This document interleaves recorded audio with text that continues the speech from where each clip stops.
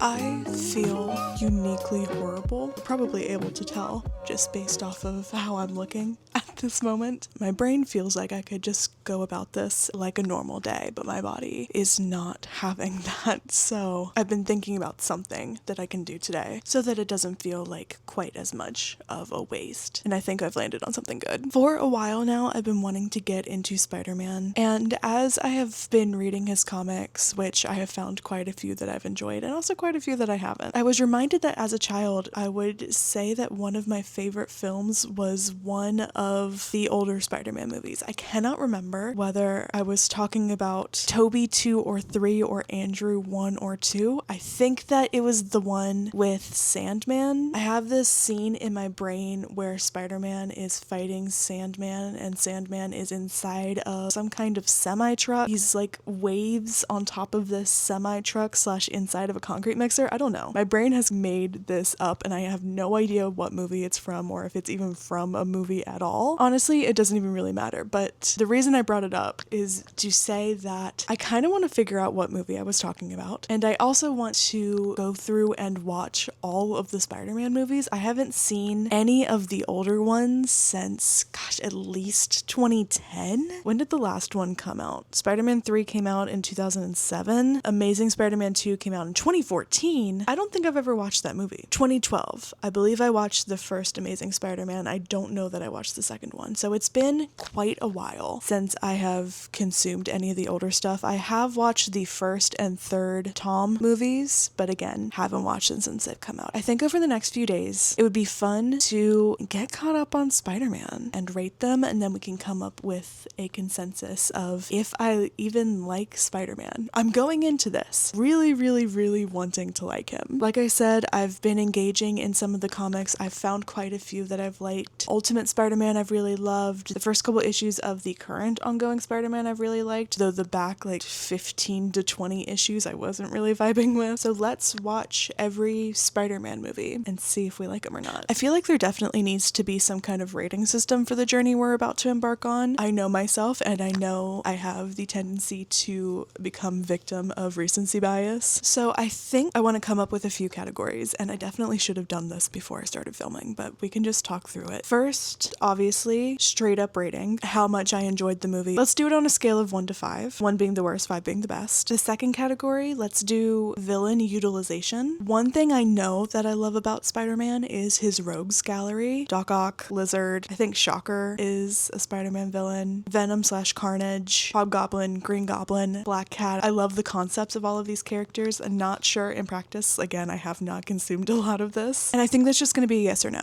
Do I think that the villains were utilized properly in this film? Not necessarily if they're characterized correctly, because again, I don't know. I'm just kind of going based off a vibe. Were they fun? For the third criteria, let's go straight up. Was the CGI good? There are two questions that I want to judge each franchise off of. So Tobey, Andrew, Tom, and then the Into the Spider-Verse movies. First one, did it have the essence of New York? In my mind, Spider-Man needs to be a street-level, New York-based superhero. While it's fun sometimes to have him branch out of that, I think where Spider-Man thrives is those New York-centered stories. Branching off of that, does this character feel like they're a New Yorker? Spider-Man is either from Brooklyn or Queens, I don't remember, so I feel like he's got to have a little bit of an accent, right? If there's an effort put in, I will let it slide. Final one, and possibly the most important, is the suit good? I never thought that I would be the type of person who had opinions on Spider-Man suits, but I think after watching what's going to be over 20 hours of Spider-Man footage, I'm probably going to have opinions on the suit. I don't want to go too overboard, so that should do it for the specific things I'm looking for. After all of that, because we do tier lists around here, I feel like we might as well put it on a tier list. So after we've given everything a rating, I'll give it S through F, and then at the very end we can compare and contrast everything and see which one ends up being my favorite.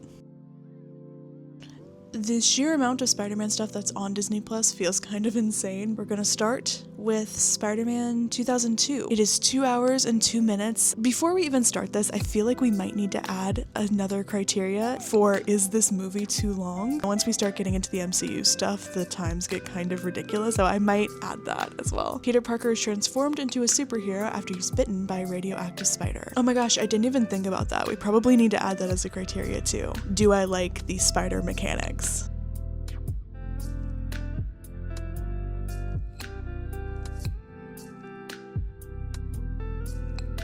It is 2 hours and 10 minutes later. I feel like I look insane, but I finished the first movie and I have some thoughts. Spider-Man 2002 serves as a Spider-Man origin story for this version of Peter. We start off with Uncle Ben and Aunt May still alive. Peter gets bit by a spider on a field trip while he's in high school, gets his powers, tries to become a WWE style wrestler, which is insane, but I think accurate to the comics. And then because of a direct action of his, Uncle Ben is murdered and Peter kind of feels like it's his fault. Fully kill someone, also wasn't expecting that. I feel like if he went to court for that, he would definitely be found liable for it. But the main plot of the movie is him getting his powers and fighting Green Goblin, who I think is done really, really, really well in this. I think William Dafoe was probably the perfect casting choice. I think most of the casting for this movie was pretty spot on. I did not know that Kirsten Dunst was from this. I honestly didn't have a face to her name. Now I understand why everyone when I was growing up was obsessed with her, because like,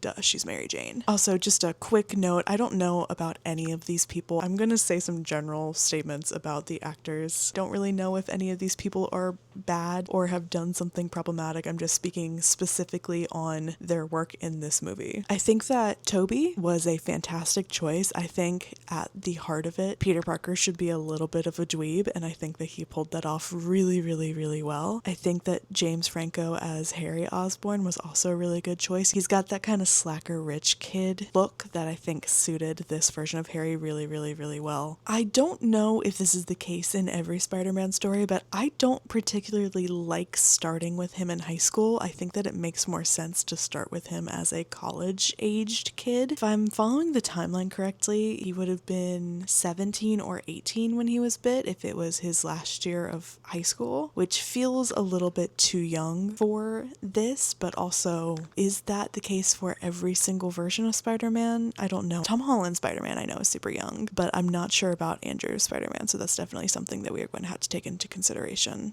later down the line. I took a ton of notes. We don't have to get into all of this because it is genuinely a lot. I loved the title sequence at the start of this movie. I thought that it was really, really fun and set the vibe really nicely. This is nothing, but before the Parkers painted their kitchen, there was this vegetable wallpaper above the cabinetry, and I'm obsessed with that wallpaper. I need to find that and have it in my home somewhere. That is impeccable. I think that the lab set where Norman Osborn turns into the Green Goblin was super fun. I love that this version of Spider-Man has the natural webbing. I am kind of anti-web slinger technology. I feel like Spider-Man needs to have the webs come out of him. I don't know if that's a hot take or not, but it just feels more correct to me, because without the webs, he's not really a spider. He's just dexterous and sticky. I feel like the webs are what makes him Spider-Man. I don't know if that logic checks out. The Daily Bugle being that iconic New York triangle corner building is such a perfect decision. Super quickly to go through the little checklist that we made at the top of this video. I think the villain utilization was excellent in this movie. It felt perfectly over the top and comic booky without leaning too much into the absurdist category. Was the CGI good?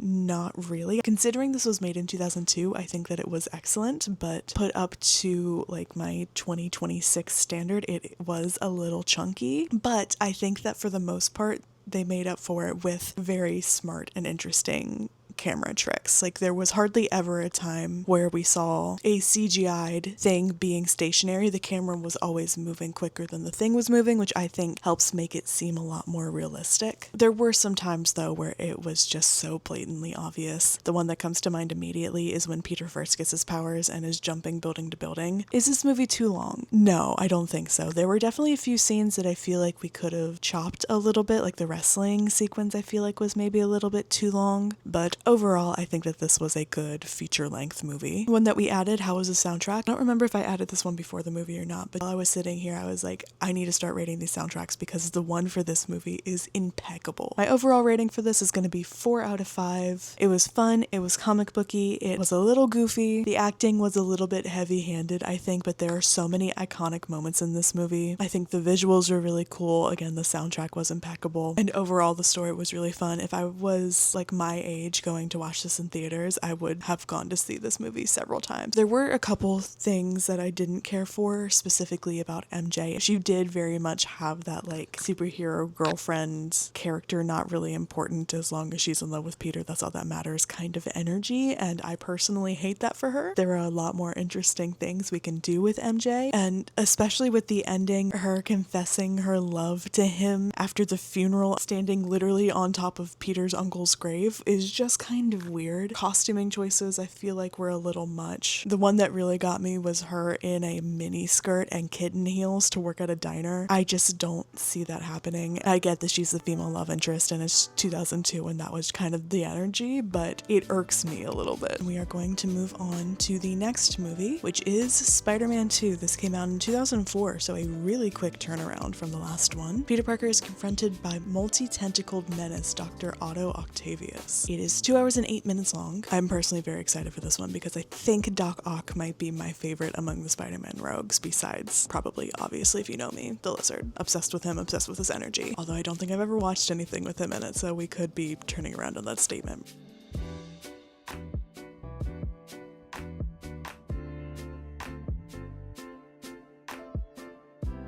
I know it probably looks exactly the same, but it is currently 6:38 and Spider-Man 2 has been defeated. Spider-Man 2 finds Peter Parker kind of down on his luck. I think they say it's been 2 years since Ben died, which means he would be a sophomore in college. So I'm assuming around 20 or 21, depending on how old he was when he was a senior in high school. He's kind of down in the dumps. He can't really hold any one thing down. He's having problems with his job. He's having problems keeping up in school. He and Mary Jane aren't really a thing anymore, all because he is being Spider-Man and that's taking up basically all of his energy. So this movie is about him trying to find balance within all these different parts of himself. There's a large part of the movie where he is committed to not being Spider-Man anymore, and then he has a heart-to-heart with his aunt and a couple other things happen, and it leads to him figuring out, like, I can do both and I have to do both, and that is who I am. I will always be Peter Parker and Spider-Man, and we can't get rid of either of those things. And throughout the course of the story, we see Harry completely losing it. He is becoming obsessed with finding Spider-Man after the death of his father. He loses everything. He becomes drunk and crazed and obsessed. We don't see a ton of him in this movie, but when we do, he's definitely not in a good place. We also see Mary Jane, who is engaged to Jonah Jameson, or Jonah J. Jameson, the Daily Bugle guy, engaged to his son, who is an astronaut, apparently. So we have all of these different things being juggled, and the movie ends with Peter basically getting everything that he wants, besides maybe having Harry be cool with him. He's got Mary Jane back. He's fully able to be Spider-Man again after having some issues with his powers that had to do with his heart not fully being in it. I feel like this movie wrapped itself up really nicely. Besides, it did leave room for what I think is going to happen in this third movie with Harry Osborn taking on the mantle of the Green Goblin. He finds his father's stash of stuff after the ghost of his father appears in a mirror to him. I'm not really sure how they're trying to justify Harry seeing the ghost of his father. Maybe it's like he's so racked with grief that it's a grief vision, or maybe the gas is leaking out somehow. I don't know. But he wears a green tie to Mary Jane's called off wedding, which kind of insinuates to the reader that he is going to become the Green Goblin, I guess. And also thrown in there, we have Doc Ock's full storyline. He's trying to fulfill his life's work and do what he believes to be a good thing, which, if I'm interpreting this correctly, was just finding a sustainable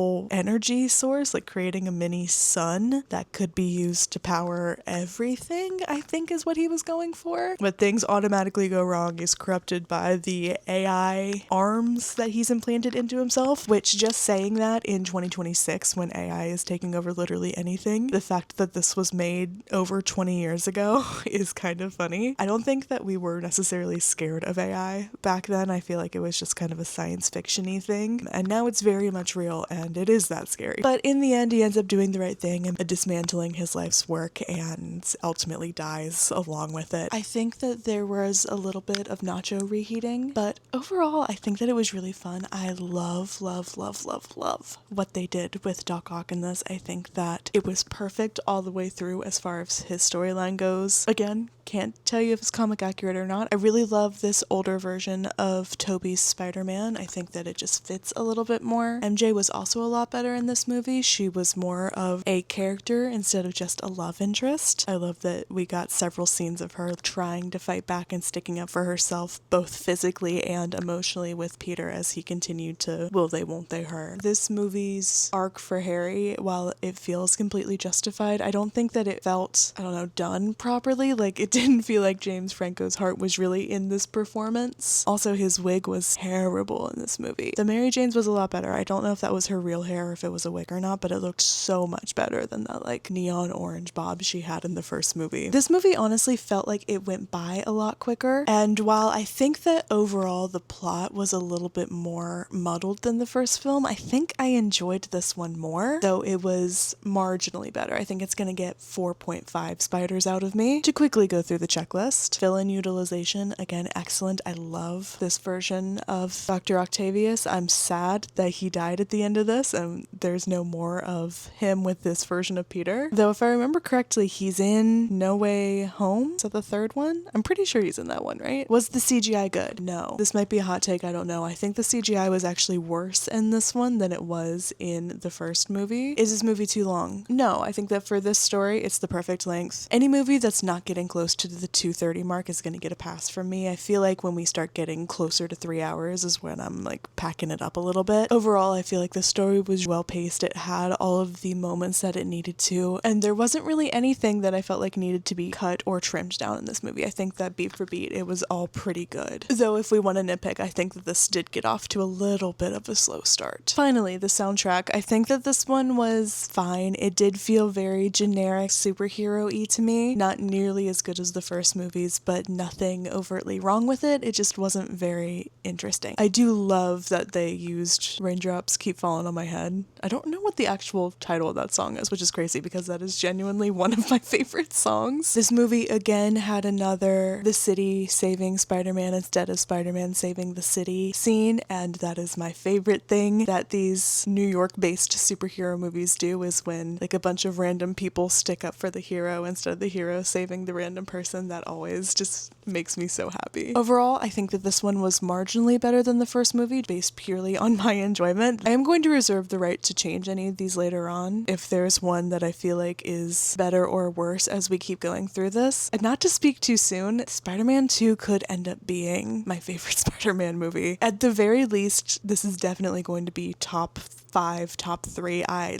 really enjoyed this one. Next up, we have Spider-Man 3 from 2007, so a 3-year gap between the last movie and this one. This one is 2 hours 20 minutes. Alien. I'm sorry, is Venom in this? Have I seen this movie? I don't remember at all Venom being a mainline Spider-Man movie. Maybe I'm crazy. Maybe he's been in several. An alien symbiote turns Spider-Man's suit black and brings his darkest demons to light. So now I'm thinking, do we need to add the Venom movie to this list? That's not a Spider-Man movie necessarily. Actually, it has nothing to do with Spider-Man. It's strictly Venom. So maybe we won't do Venom. But now that has me thinking, how many old 2D animated Spider-Man movies are there, if any? I probably should have done like actual research into how many movies I was watching before I started recording this video. I am completely locked in at this point, so I have, I think, cursed myself to watch more than I was intending to. Before I start this one, I'm gonna eat some dinner and do some research on how many movies there actually actually are, and then I'll watch this and then we can reconvene. Dinner and research has been done. I'm not going to pretend like I did hours and hours worth of research on this. Looking through IMDb, Letterboxd, and now on the Wikipedia page, what I'm finding out is that there were TV films made for Spider-Man. First one is Spider-Man 1977, which was made for CBS and directed by E.W. Swackhammer, which is an incredible name. There was then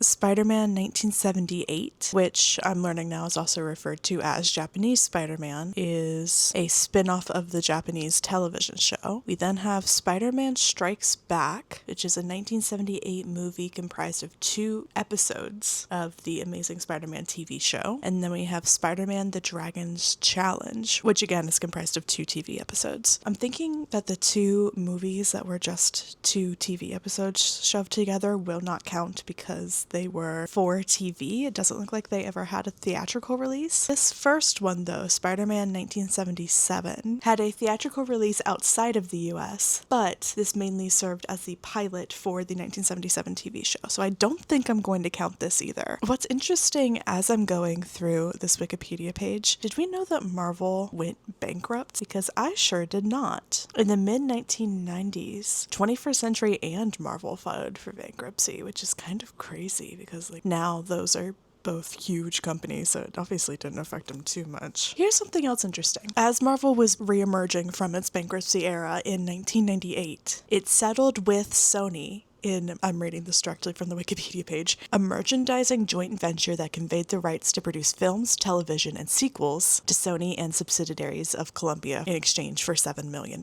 So that is the reason why there's been so many issues between the MCU and the Sonyverse. It all stemmed from this bankruptcy and the claims that were surrounding it. And apparently at some point, MGM, who owned 21st Century, also had a claim to Spider-Man, but they surrendered all of their Spider-Man assets to Sony in exchange for the rights to Casino Royale and the global distribution rights to all James Bond films post, it looks like, 1998. What I think was really fascinating, and the reason I just read all this out, is because Sony's ownership of Spider-Man is perpetual, provided that they release a new Spider-Man film at least once every 5 years. So that's why it seems like Sony was only doing Spider-Man stuff. It's because they were legally obligated to do one at least every 5 years. That rant aside, I think I'm going to use this Wikipedia page as my pseudo list for the movies that we'll be watching. So we're going to do the Sam Raimi trilogy. Rami, my apologies, I've never heard their name spoken out loud. And then we'll move on to the Mark Webb films, which is the Andrew Garfield era. So the Amazing Spider-Man, the Amazing Spider-Man 2. I think after that I want to jump to the animated stuff because I don't know if I said this. The reason I partially want to do this is because the new Spider-Man movie is coming out next month. Probably should have started the video with that, but because that's happening next month, I feel like I kind of want to save the Tom things for last so they're the freshest in my mind. So after Andrew, we'll jump down to the animated stuff, which will be Spider-Man Into the Spider-Verse, Spider-Man Across the Spider-Verse, and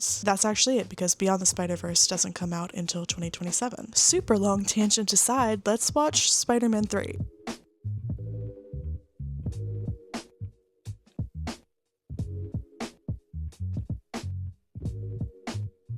So we can all agree that one's the worst one, right? Definitely out of these first 3, hopefully out of everything, because that was truly not good. I would hope that there's not one worse than that. Very loose plot summary. Peter on top of the world, picking up from the second movie, but him and Mary Jane aren't really on the same level. Her life is kind of slowly falling apart as his has rapidly gotten better. Harry Osborn still out for revenge. They have a way too long fight sequence at the top of it, and also at the same time Sandman is an issue, and also at the same time Venom is here. And this movie follows Peter as his life falls apart, and Harry Osborn loses his memories, and Sandman is after Spider-Man, and the symbiote fuses with Spider-Man, and then Harry Osborn gets all of his memories back. There's a Sandman, Venom, Eddie Brock team up, and also Gwen Stacy is in this movie for no reason. There was just so much happening, and it absolutely did not need to be this way. I feel like the ambitions were a little too high going into the making of this movie. Truly what it could have been is just a full, he was credited as New Goblin, which is a terrible name, but Harry Osborn versus Peter Parker for a majority of the movie until they're able to sit down and have a heart-to-heart and be like, oh, I didn't really kill your father. And then if they wanted to bring in Sandman, he could have shown up at the end and then they could have their big team up or whatever. There was no reason for Venom to be in this. There really wasn't any reason for Eddie Brock or Gwen Stacy to be involved in this. The whole thing just felt very cramped and also extremely cringy, and not in a fun 2000s way that the other two movies have been. This one was cringy in a I'm trying to be cool and edgy kind of way. I would like to say though, the semi-truck sequence is in this movie. Did I remember any of the rest of the movie? No, but for some reason that scene of him coming out of the sand in the semi-truck is burnt into my memory. I think about that scene all of the time, and up until this point I had no idea when it was from, and I honestly can't believe it was part of this movie. I really did think it was a Garfield one. I do think it's kind of crazy that Kevin Feige was an executive producer on this. Like, I didn't think that he was with Marvel this soon, and I didn't even check to see if he was an executive producer on either of the other two. If this one was the one that he started on, woof. Looking through my notes, I wrote DPMO like 6 times, and I feel like that pretty much summarizes how I felt about this movie. There were just so many things that felt so unnecessary, and I feel like we needed a couple more cooks in the kitchen. Someone needed to get eyes on the script before it got to filming. There were definitely some things that could have been cut. There were definitely some things that needed to change in this, and by that I mean basically the whole thing. Going through the checklist very quickly. My straight up rating, I'm gonna give it like a 1.5. There were a couple things that I did enjoy. Sandman in a vacuum was well done. If this was a movie just about him, like the other two villains got their own movies, I think it would have been a lot better, if I'm being honest. Venom and New Goblin, on the other hand, I don't think so. I'm not even sure that this monster was ever called Venom, so I'm not sure if it was actually supposed to be Venom or if it was just a symbiote, but just for the fact that it looks like Venom, and also Eddie Brock was attached to it, and Eddie Brock gets attached to Venom in the comics, I feel like this was supposed to be Venom. Either way, didn't like him. New Goblin, also terrible. They tried too hard to make him look cool. I really wish they would have put James Franco in the mask. I think that would have been hilarious. Was the CGI good? No. Fully, I think that this was the worst looking movie out of the 3. Every time that Sandman was made of sand, it was so upsetting to look at. I think Venom probably looked the best, especially towards the end when he was full Venom. I think for the most part, Spider-Man looked terrible in this movie. Everything looked very chunky and gummy, and that is of the time, but compared to the other two, it was a lot more noticeable. Honestly, I think that the first movie is the best visually. Is this movie too long? I think yes. The whole dark side Peter Parker was too much. That entire sequence, cut it out, throw it away, we don't need it. Most of the front half of this movie where Peter is just being blind to MJ's feelings and is having like a weird disconnect with being a human being and is being uncharacteristically self-centered, throw that away. It doesn't make sense. It doesn't need to be in here. There was so much of this movie where they were creating conflict just to have conflict, where it would have been so much better if they would have used the actual emotions and feelings that were there in the last two movies and built upon them in a meaningful way, instead of just like throwing a bunch of stuff at the wall just because. That could have all been thrown out, and we could have had a nice stable movie where we get progression of MJ and Peter's story. I think they went way too fast to the marriage. We could have had a full movie where they were just building up to something. We have part of it with Harry and Peter settling their differences and getting on the same page, and then we have a half of a movie where it's about them teaming up, coming together, having that cool team up moment to fight Sandman or whoever we want the villain to be. That could be the whole movie. We don't need the dark side stuff. We don't need all of the miscommunications. We don't need the who's kissing who. We don't need any of the Venom stuff, if I'm being honest. During the Wikipedia deep dive, I did learn that allegedly there were scripts written for a 4th, 5th, and 6th movie in this Tobey Maguire Spider-Man franchise. But in that same article, it said that the director was pretty firm in interviews that there was never even a plan for a 4th, so I'm not sure what's true on that point. But if they did have any in the works, I think that why not just leave the concept of Venom for a 4th movie? Because that is such a big point that we could just have it on its own. It didn't need to be shoved into this movie where we already had 3 other plots happening. Lastly, how was the soundtrack? I think that it was a lot better than the second movies. It felt a little bit more original original, but I wasn't blown away with it like I was with the first movie. And now that we've watched all three of the movies in this Spider-Man franchise, we can talk about the last couple of criteria points that I had. First being, was this franchise New York? Every single movie took place in New York. There were some really nice city helping the hero moments, along with some very nice hero helping the city moments, which is what Spider-Man is all about in my opinion. The fashion felt very New York, all of the settings felt very New York. I'm in love with the set for Peter Parker's apartment. I want to live there so badly. It was just crusty enough to be convincing, but the architecture was interesting and eye-catching enough to make the watcher want to live there and be there with him. And I think that that is what I really look for in these modern superhero sets, is a little bit of crust, a little bit of dinge, but still a little bit of fantasy. Does Spider-Man sound like a New Yorker though? Take this criteria point with a grain of salt. I am not a New Yorker. I've never lived in New York. I don't have any family that has ever or is currently living in New York. So do I know what it is actually like to be a New Yorker? No. However, I have watched film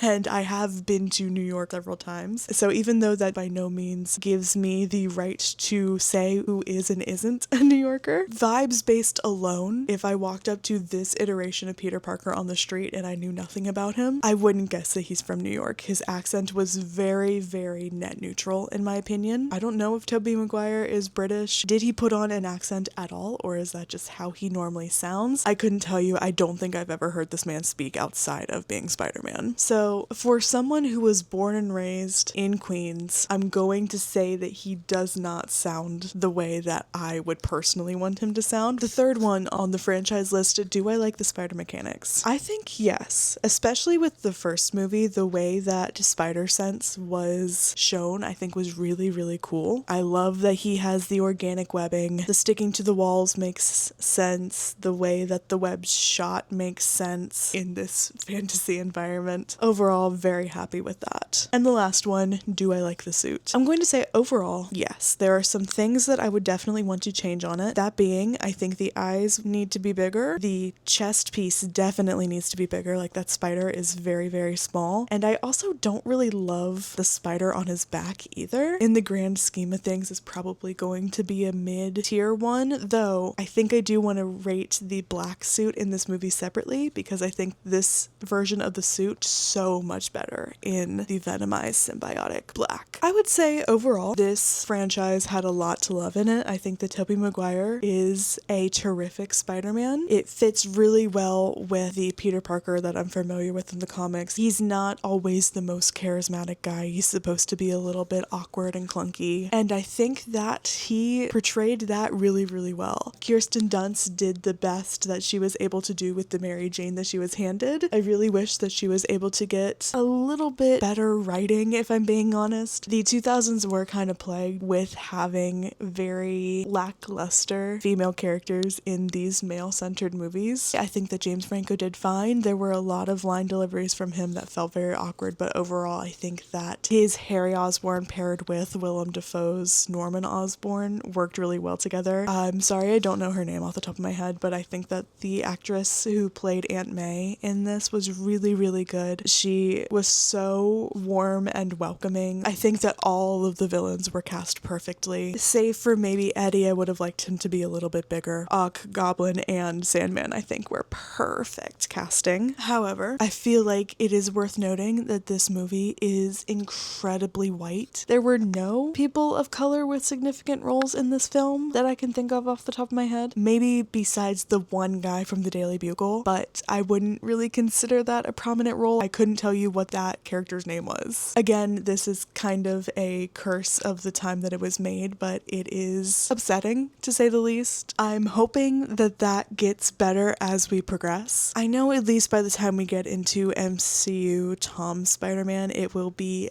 a little bit better. I honestly have no memories of Andrew Garfield Spider-Man. I need you to know every single time I say his name, I almost say Andrew Jackson. I'm hoping it gets better for Andrew Garfield. I know that his movies are like 2012 and 2014. As someone who was semi-conscious during those years, I don't have my hopes too high, but if we're lucky, maybe that movie will not be 99% white. As a quick check-in, my rankings thus far are Spider-Man Spider-Man 2, 2004, Spider-Man 2002, Spider-Man 3, 2007. We're gonna pick back up with this tomorrow and get through, at the very least, Andrew's stuff. Hello from the exact same place you saw me in yesterday. I promise I have moved since then. I'm feeling a lot better today and was able to go out and get some things done, and now I've returned to watch more Spider-Man. Today's goal is to get through both of the Amazing Spider-Man movies, and of course we are starting with number 1. This movie is 2 hours and 17 minutes long. It came out in 2012, and the hook for this one, Peter Parker grapples with both high school and superhuman crises as his alter ego Spider-Man. I guess this is serving as confirmation that Peter Parker starts off as a high schooler in all of these films. Again, I'm not really sure how I feel about that. I feel like he's supposed to be a college student. I don't know. Maybe that's a me thing. I have no memory of this movie or the second one, but being that these came out in 2012 and 2014, I was definitely prime age to be watching these, so I feel like at one point I'm sure that I've seen either clips of this or glimpses of it, like scrolling through a TV channel. It just feels insane to me that I would not have watched these over 12-year-old movies. So let's jump into this one and see if I remember any of it.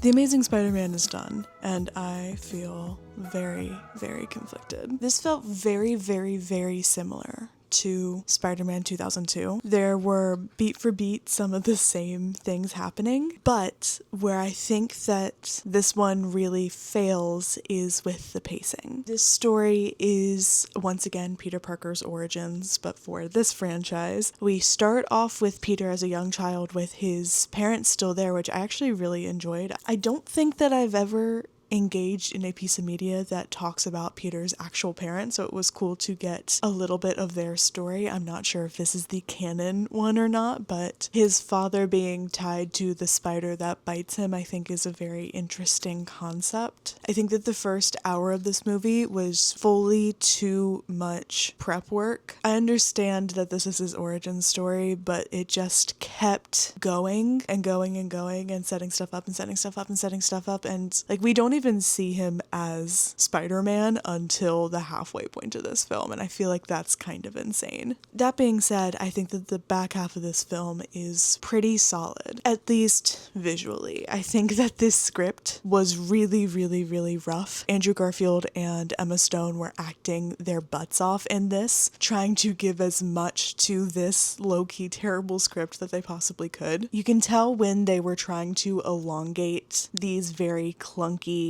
awkward statements. I'm not sure that I'm doing a great job explaining it. There were so many points where I was actively thinking, man, this isn't written very well, but it lacks in a well-written script. It definitely does make up for in the acting of these people and the characters that they chose. I really love that this is a Gwen Stacy instead of a Mary Jane. Not that I have anything against MJ, and I'm not even sure where I stand on the MJ versus Gwen argument, but I do like that this is something different. Vibes-wise, I don't think that this version of Peter was as much of a dork as I want him to be, where Tobey's version of Peter really did a good job of giving us that dweebish energy that I think Peter Parker really needs in the beginning stages of his journey. I think that Andrew's version was a little bit more of just like a reclusive skinny guy, fully carrying around a skateboard, and all things considered, I think that he was dressed pretty coolly for this time. He does not look like the stereotypical shy guy, bully, bait kind of archetypal character, and I did kind of miss that energy. There were a couple things that really did not land for me, most of which being in the first part of the film. One that sticks out to me is when he's on the subway and he first gets his powers and he like rips a woman's shirt off and then is hitting people with one of the poles on the subway. That just felt so unnecessary. But as the movie went on and found its footing, I think that it got a lot better. This is the first time in this saga that I have cried. It was the crane scene where once again we have a situation of the city coming to help Spider-Man instead of Spider-Man helping the city, and all the cranes line up for him. Things like that get me every single time. Visually, my favorite shots of this movie come in the last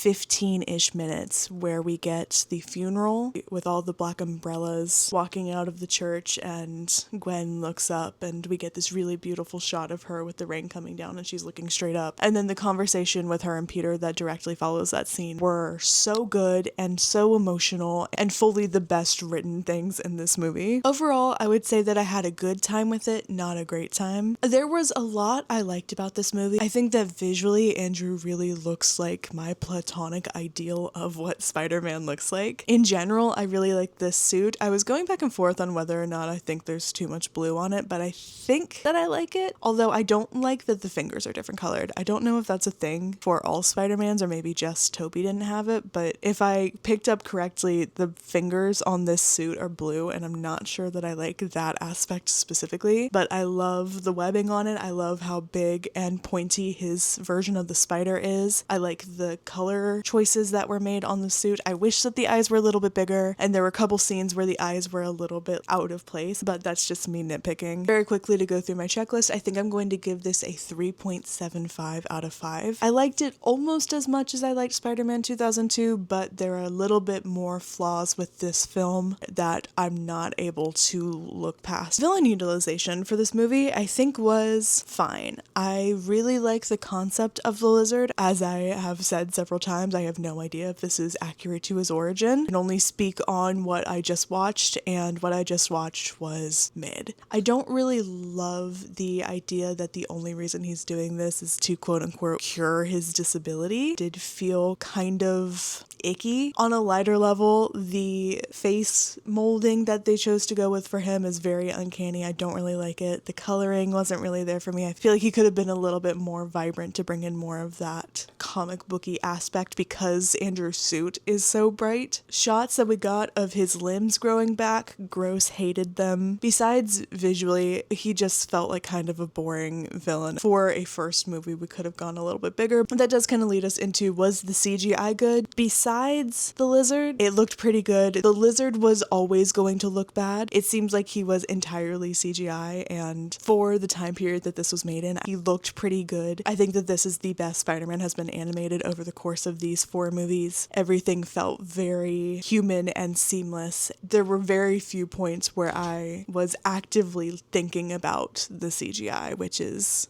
a good sign. Was this movie too long? Yes, absolutely. I think we could have shaved off a good at least half hour. Definitely something could have been done with this exposition to make it a little bit more exciting. And how was the soundtrack? I honestly didn't notice it, which means in my book it was mid. We can now move on to our final movie of tonight, which is The Amazing Spider-Man 2. This is from 2014. It is 2 hours and 22 minutes long, so just a little bit longer than the last one. Peter Parker runs the gauntlet as the company Oscorp sends up a slew of supervillains against him.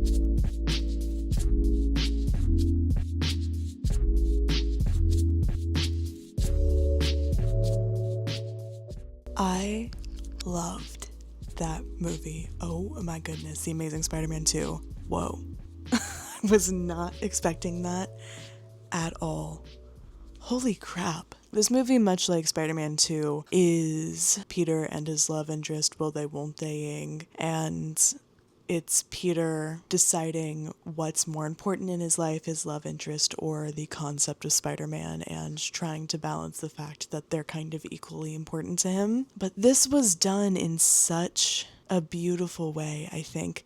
This movie was funny, it was heartbreaking, I cried several times during it. I loved what they did with Electro in this movie. I love what they did with the Osborns in this movie. The suit was great, the CGI was great, the soundtrack was great. Everything about this was so good, and it was such an improvement on the first movie. The script was so much better. The chemistry between Emma and Andrew is actually insane. This is absolutely the best movie that I have watched so far. I loved that so much. All of the little one-liners in this were so fun. I think that this movie gave Spider-Man a little bit of that playfulness that the first movie in this franchise was missing, just a little bit. It was definitely there, but I think in this movie it really got a chance to thrive. And like I said, the CGI and the sets looked so good. There were several times where I audibly gasped because of something that they had done with the CGI that turned out to look really cool. Most of it was when Electro was disapparating or reappearing. There was a time where he like disapparated into an electrical port. It looked so cool the way that his body rebuilt itself, starting with like a skeletal muscular structure and then came into the full Jamie Foxx. I really don't have a lot to say about this movie because it was perfect. I wasn't at all expecting Gwen to die in this, and I'm honestly really bummed that there is no third movie in this franchise. What they set up at the end with the Rogues Gallery finally coming into play, I think could have been so cool. I'm sorry, but did the blurb for this movie kind of spoil the ending? Peter Parker runs the gauntlet as the company Oscorp sends up a slew of supervillains against him. That's not at all what this movie was about. There wasn't a single time where Oscorp straight up sent a villain after him except for the very end with Rhino. If there is one negative thing that I can say about this film, and this is me absolutely nitpicking because otherwise I have nothing negative to say about it, there's a point of tension towards the end of the movie when we're having the last big fight where Electro has sucked up the entirety of New York's power grid. The point of conflict is coming from two planes that are on a collision course to one another. That drove me a little bit crazy because of how unrealistic it is. This is about to be the chunkiest statement I have ever said, so please indulge me for just a second. This movie takes place in 2014, and by that time, I think every single passenger plane would have something on it called TCAS. TCAS stands for Traffic Collision Avoidance System, and what that is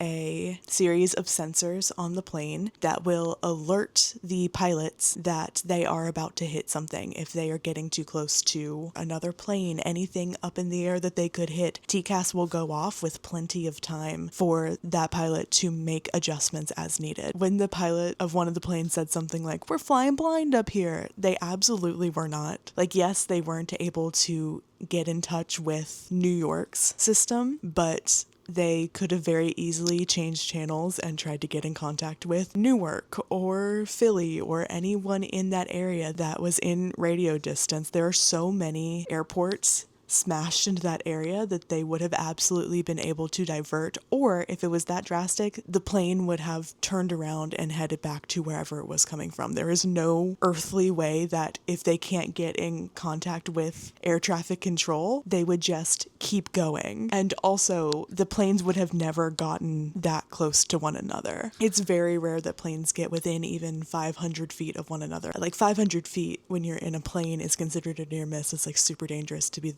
500 feet plane to plane, but that hardly ever happens, and when it does, it makes national news because it's a big deal, because it hardly ever happens. So the fact that this movie insinuated that these planes could have touched tips in the sky, it straight up would never happen. There are so many instrument warning systems on the plane that would not have been affected by the entirety of New York's power being shut out. There are so many other options for that plane to go other places. By no means am I an expert on this, but I watch enough YouTube videos to know these two planes would have been fine. They would not have gotten this close to one another, and they wouldn't have ever been on a one-to-one collision point to begin with, so that kind of drove me crazy. But otherwise, this movie was fantastic. Let's quickly go through the checklist. Straight up rating, this is our first 5 out of 5. I have no notes other than the plane rant I just went on. Villain utilization, I would say perfect. I know nothing about Electro. I've never read a single comic where he has made an appearance, but I think that he was really cool in this movie. I love where he started at, being the kind of weird nobody who just wants someone to recognize him. And yes, he took that into an extreme, into maybe a creepy place, but his heart was in the right place. As a through point, that is kind of what I've loved about all of these movies, is that for the most part, the villains are not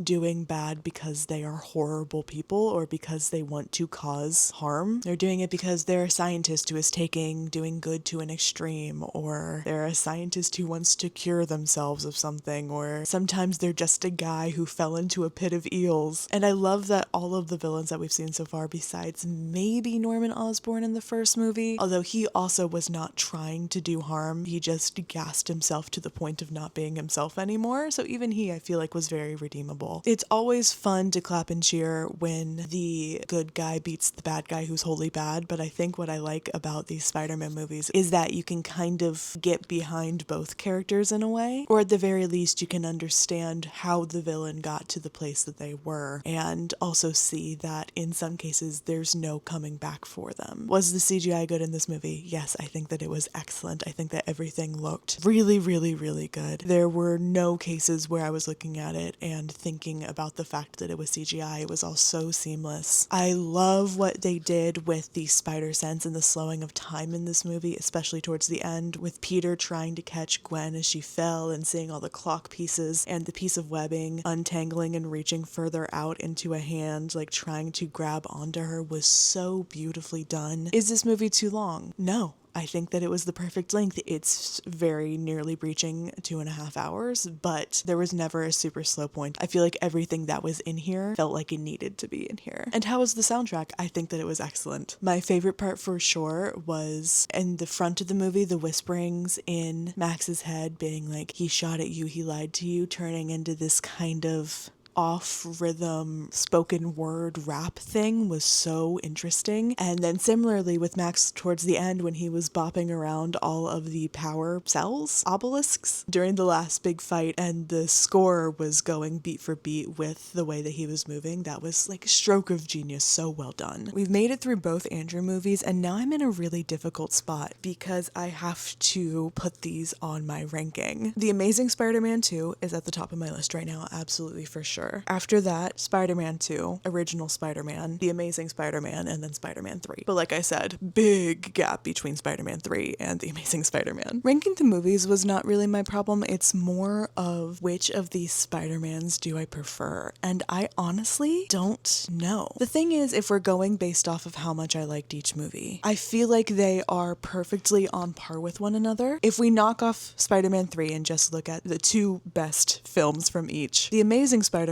is at the top and the bottom of my list, and then the 2000s era Spider-Man is in the middle of those two. So if we gave them all a number and then averaged it out, it would be the same, right? And there are qualities of each of these Spider-Mans that I really, really like. I think that Andrew, specifically in the second movie, really, really did feel like Peter Parker to me, wherein with Tobey's movies, I feel like in Spider-Man 1 is where he felt the most Peter, but that's also the youngest version of Peter, and I don't think that I agree with Peter Parker starting out in high school. It's really difficult to say, and I don't know that I can say concretely whether or not I like one more than the other, and this feels like kind of a cop-out, but at this moment they are kind of even to me. It honestly is a good thing that I know for a fact they both show up one more time, because their appearance in that movie is definitely going to have to be a tiebreaker. I love how Tobey's version of Spider-Man interacted with the world and the essence of New York, but I love Andrew's character because of how he interacted with the people around him, specifically this version of Peter and this version of May and this love interest with Gwen felt so much more authentic than the 2000 Spider-Mans with Tobey and Kirsten Dunst. And that isn't at all to say that their chemistry was bad, but comparing them to what Andrew and Emma were doing in the Amazing Spider-Man movies kind of feels like comparing the original iPhone to an iPhone 17. And while we're here, let's go ahead and wrap up on this franchise and do our little ranking points for it. Was the Amazing Spider-Man franchise, in essence, New York? I would say absolutely, especially the second movie. I love how much exploring Peter did in this movie, like when he found his dad's train car lab in a secret subway line that no one uses anymore, but he specifically had the coins that he needed to get into it shoved in a calculator. Like, that is so perfect. Things like the crane scene from the first movie or all of the overhead shots we get in the second one did all feel very New York. But did he sound like a New Yorker? In my opinion, not really. The last thing on here, do I like the suit? Yes. I honestly can't tell if the one from The Amazing Spider-Man 1 and the one from The Amazing Spider-Man 2 are different. If they happen to be different, I like Amazing Spider-Man 2's more, and now that I'm looking at it right here off screen, I think that they are different because it looks like the fingers are red on this one, and I swear the eyes are bigger on the Amazing Spider-Man 2 suit, so if they are different, Amazing Spider-Man 2 is my favorite, but in general, I like both suits. What I find to be particularly interesting about the Amazing Spider-Man films in particular is the fact that this was canceled before it got a third movie. From what I'm reading from the Wikipedia page, the first movie was apparently a pretty big success, and it immediately started discussions of having a Spider-Man expanded universe around this version of Spider-Man, according to the Wikipedia page. Sony commissioned movies 3 and 4 to be released in 2016 and 2018, and got Mark Webb to commit to doing the third movie, at least. But, according to the Wikipedia page, there are a number of spin-off projects that took precedent owing to the relative failure of The Amazing Spider-Man 2, and sequel development collapsed when Sony entered a new licensing agreement with Marvel and the parent company Walt Disney Studios. So if I'm reading that correctly, Amazing Spider-Man 2 was a box office flop? Really? Okay, Wikipedia is telling me The Amazing Spider-Man 2, while profitable, failed to replicate the success of The Amazing Spider-Man 1. That feels really insane to me, because in my opinion, 2 is way better than 1. What's also crazy, 1, I was correct, they redesigned the suit for this to make it look more comic booky. I think they did an incredible job with the redesign. But filming for this movie only lasted 100 days, which I guess is why they were able to get this out so quickly, having from July 2012 to May 2014 to roll this all out. That is super interesting and also super disappointing. There could have been at least 2 more movies with this character. They could have for sure done an actual rogues gallery and fulfilled on what Spider-Man 2 ended with. And then in maybe a Spider-Man 4, they wrap it up with a conclusion to Peter and Harry's story and maybe introduce MJ, or even like Black Cat, I feel like would have been really cool to introduce in one of these movies.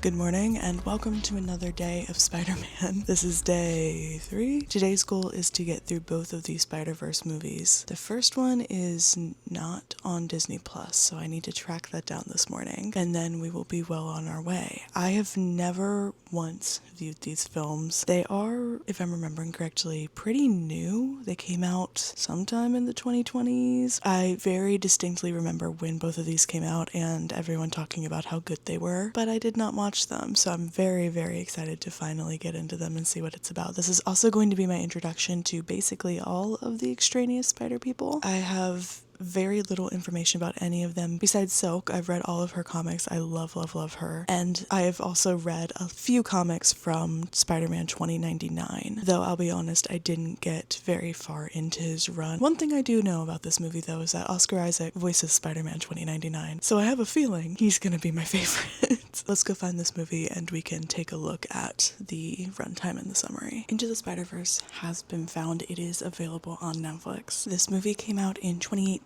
It is an hour and 56 minutes long, so by a little bit it's our shortest movie thus far. After being bitten by a radioactive spider, Brooklyn teen Miles Morales gets a crash course in web slinging from his alternate dimension counterparts. I'm honestly really excited for this movie. While I was queuing this up, I did remember I have read things with Miles in it, though it's Miles from 616, and I'm assuming this is him in his own universe, so I am so excited to see him where he quote-unquote is supposed to be.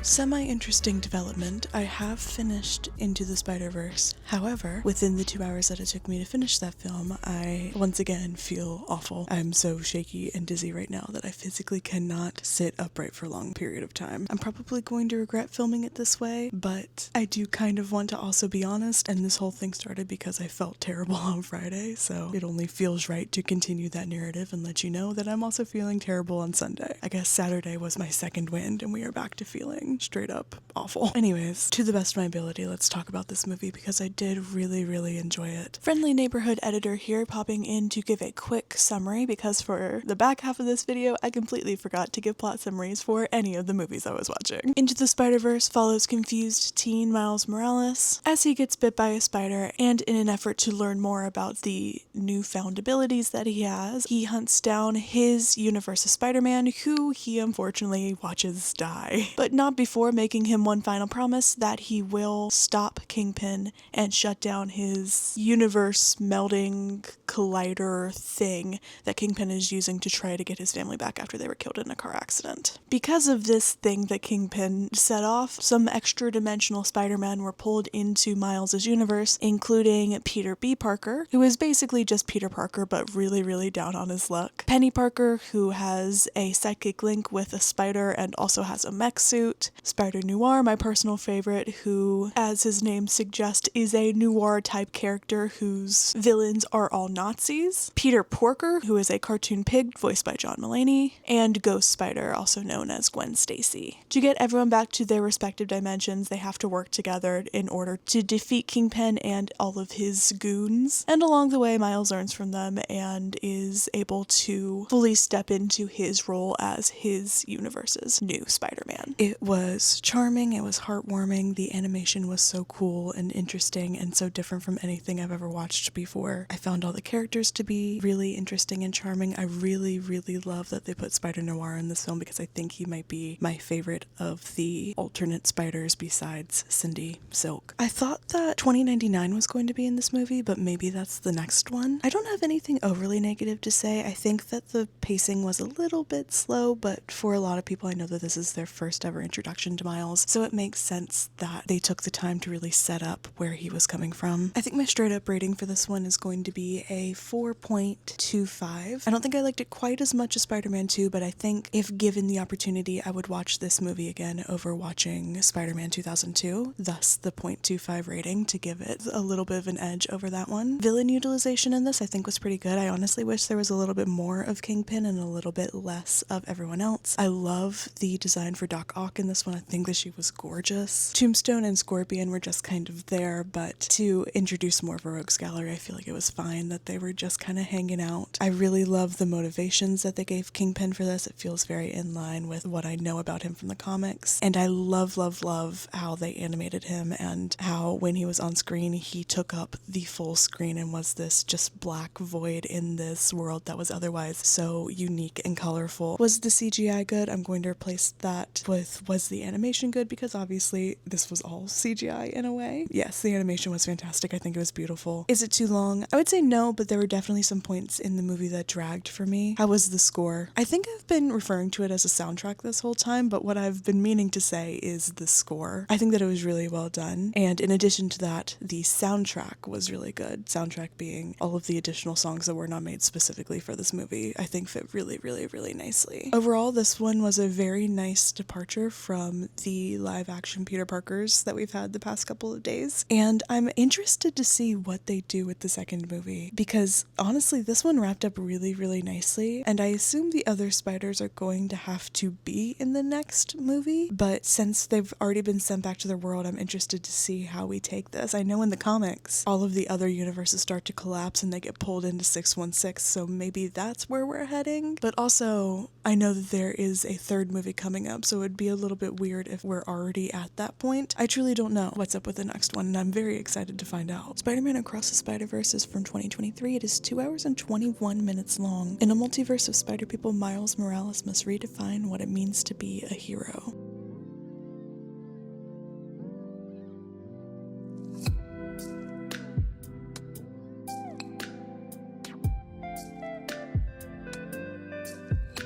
Across the Spider-Verse is done, and I have a couple thoughts. I'm honestly really conflicted about this movie. Not because I didn't like it, but because I didn't really feel anything. Across the Spider-Verse picks up with Miles Morales a little bit after the events of Into the Spider-Verse. He seems to be pretty comfortable with his new abilities, he's well known and generally well liked amongst the people of Brooklyn and greater New York. This movie starts with Miles facing off against the Spot, who was created as a direct result of the collider thing that Kingpin made in the first movie. We jump in and out of the Spot plotline throughout this movie, but his TLDR is that he is angry at Spider-Man for turning him into this thing and also not taking him seriously. So he's trying to get more spots so that he becomes more powerful and is able to destroy the multiverse, I think is what he was going for, or at the very least really mess it up. This movie starts off and focuses very heavily on Gwen. We get to see a lot of her story and figure out kind of what she's going through at the moment we watch as she is inducted into this spider society, which is basically every Spider-Man all centered in this one place, and they, much like the TVA in the MCU, are in charge of making sure that each spider's timeline stays correct.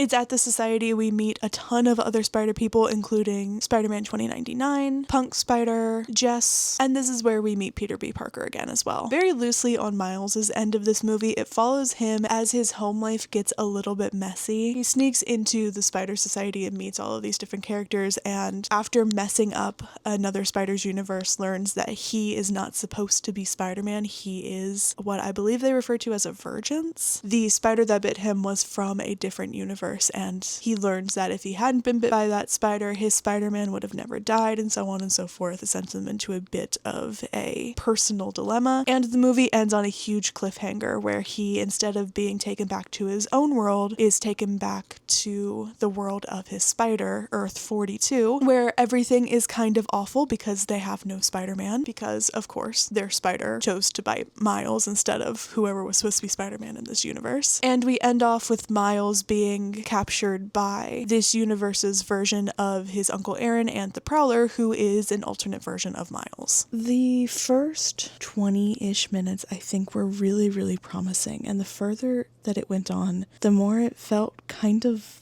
muddled. There were some really cool premises brought up. I really love how many Spider-Men they were able to shove in this while still having it make sense and not feel like it was too much. But at the same time, I do kind of dislike the fact that this isn't a contained story, and that from the time this movie came out, it's going to be 4 years to get a conclusion to this story. It definitely feels like that could have been approached better. There were definitely some points in this movie where I felt like the animation was almost unfinished. The one that comes to mind is the college admissions lady that's helping Miles's parents at the beginning of the movie. She, in my mind, was supposed to look the same as the other character she's sharing a scene with, but she was like very choppy and, like I said, unrendered in a way that felt very unnatural. And I don't know, maybe it was a stylistic choice that just went over my head, but there were a couple times like that where it felt like characters were supposed to look different and maybe they just didn't get finished. And on top of that, I'm not really sure that I loved the humor in this movie either. It felt a little bit too childish, but at the same time, this is the movie where they were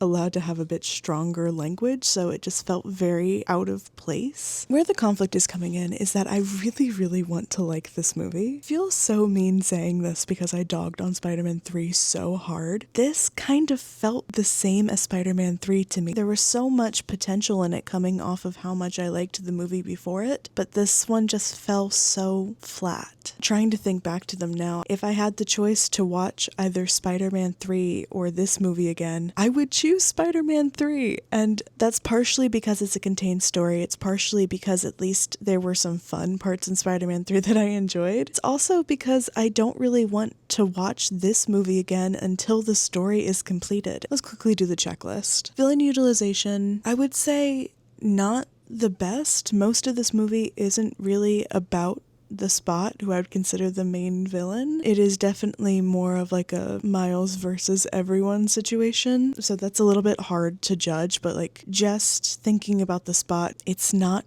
the best. But also, could we consider Miguel O'Hara to be the villain because he's the one that's chasing Miles down, but also like not necessarily the villain as much as he is just an antagonist of the film. Was the animation good? Still, yes. Like I mentioned, a lot of places felt a bit undercooked, but in general, I do like this art style. I like how much mixed media was brought into this one with like Hobie and the 2D Spider-Man that were in here. And one thing that I did really like about this film was the utilization of having live action people in there. Like Donald Glover showing up was incredible. The flashback that we get to Andrew Garfield Spider-Man was so cool in here. Is it too long?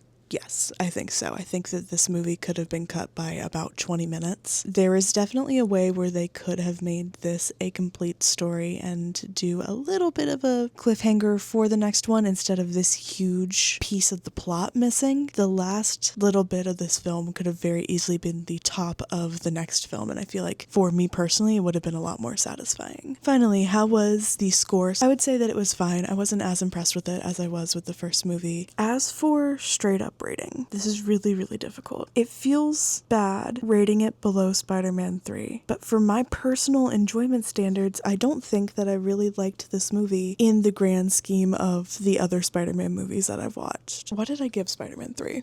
I gave Spider-Man 3 a 1.5. That feels really mean. So I think what I'm gonna do is bump Spider-Man 3 up to a 1.75 and then give this one a 1.5. I don't love doing that though. There were parts of this movie that I enjoyed. Having just finished this one and having time to sit on Spider-Man 3 and start to appreciate it a little bit more, in my heart I can't put this above that, or let alone anything else on this list. This is not at all what I was expecting from this. I'm honestly kind of bummed out. I was fully convinced going into this that this movie in particular was going to be my favorite. Well, I was convinced that whichever one had 2099 was going to be my favorite, which just so happens to be this one. Super quickly, checklist for this one. Did this feel like New York? Kind of, but I do feel like Miles feels like a New Yorker. Do I like the spider mechanics? Again, not a huge fan of the non-organic webs, but I do love the other things that Miles is able to do, i.e. become invisible, the electric thing. I'm not sure what any of those have to do with being a spider. I'm not sure how the particular spider that bit him was able to transfer those powers into him, but I think that they're cool. I love that it's a fresh take on the character. So I'm gonna say, yeah, I do like the spider mechanics. And do I like the suit? Yes. That is one thing I can say about this franchise definitively that I really, really love. Both iterations of the Miles Morales suit I think are really, really sick. I am a little bit more partial to the one from the first movie that he spray painted himself. I really like how the hands look on that. I love that it looks a little bit unfinished. I think that it fits really nicely within this style of animation, though I do also really like his new suit in Across the Spider-Verse. And now we have some very important decisions to make. There are 3 Spider-Man movies right now in the MCU. However, those are not the only movies that Peter Parker MCU Spider-Man is in. So if we want to include those as well, we have 2 and or 3 extra films. The reason I hesitate to say 3 is because if I'm remembering correctly, he is barely in Endgame. Like, he just pops up at the end with all the other characters who get unsnapped. And I should also mention here, I am incredibly familiar with the MCU, though I have not rewatched the Spider-Man movies in particular. Spider-Man for the MCU is introduced in Civil War, which is a Captain America movie, but it's also kind of a full Avengers ensemble movie. And then he is heavily featured in Infinity War. Infinity War? Is that the name of it? Infinity. Oh my god, what is that movie called? Yeah, Infinity War. Okay. Jeez. They're not Spider-Man movies. And this premise was every Spider-Man movie ever, not every movie that features Spider-Man. So I think it's cool that I don't watch Civil War and Infinity War. Does that feel right? What I really think it comes down to is that I couldn't compare Civil War and Infinity War to like Spider-Man 2002. They're so completely different on every level. Like, they're not supposed to be a Spider-Man story. So I don't think they need to be included in here. If you think I'm wrong, definitely let me know in the comments. So I think where we go from here is Homecoming, Far From Home, No Way Home, and then we're done. Homecoming is a 2017 movie that is 2 hours and 14 minutes long. A young Peter Parker / Spider-Man navigates his newfound identity as the web-slinging superhero. What is interesting about this is that these movies are the first time that we see Spider-Man already as Spider-Man in his titular movie. We don't see his creation, and I do kind of like that. At this point, through the comics and through both the 2000s and the 2010 franchises, we've already seen Peter Parker's story been told over and over and over again, and while I do think that it would have been enjoyable to see this version of Peter actually get his powers, I think that it's kind of fine that we don't. As I've said 40,000 times, I'm sure, in this video already, I'm excited to jump into this one. You know, I was pleasantly surprised by that. Spider-Man Homecoming follows this new version of Peter Parker who is a sophomore in high school. He, coming off of the tailwind of Captain America Civil War, where he was first introduced into the MCU, is really wanting to be a part of the greater Avengers, but of course he's not allowed to because he's too young, as deemed by Tony Stark, who is taking the position of his mentor in these movies. Against the direct orders of Tony, he starts to stick his nose into some places that he probably shouldn't be sticking it. Throughout the course of the movie, things get messier and messier as he tries to stop the Vulture and his crew, who are salvaging alien technology to sell as weapons to bad guys on the street. This movie does mention other things that happen in the MCU quite often, so similarly to basically any other MCU movie, it is a bit weird to watch it outside of the context of the rest of the film franchise, though that's not to say it absolutely can't be done. It does do a good job of explaining what you need to know, though I will say, as someone who is very familiar with the MCU, it does feel a little bit weird to watch this without watching at least Civil War. Is this my favorite Spider-Man movie? No. Is it my favorite MCU movie? Also no. But I do feel very nostalgic for this film. It really did come out at the peak of my personal MCU interest. While by no means do I think that this is a perfect film, I think it is very fun. And just for me personally, having that nostalgic feeling for it is always a pleasure. Something that I've never noticed before. There is a theme song that plays in this film several times that is the cue music for Web Slingers The Ride